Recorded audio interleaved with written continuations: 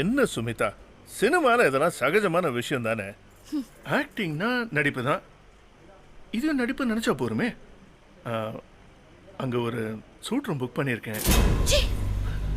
இந்த சுமிதாவுக்கு சான்ஸ் கிடைக்கிறதுக்கு ஒவ்வொருத்தங்கிட்டையும் போய் சேலை அவக்கணுமா?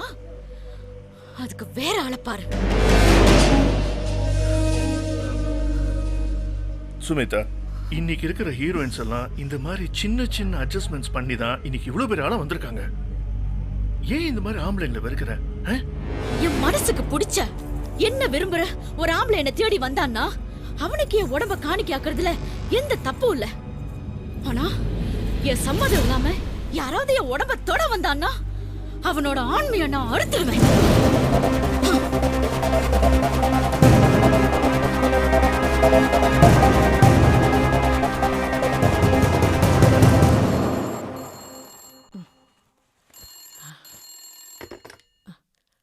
ஹலோ, ஆமா.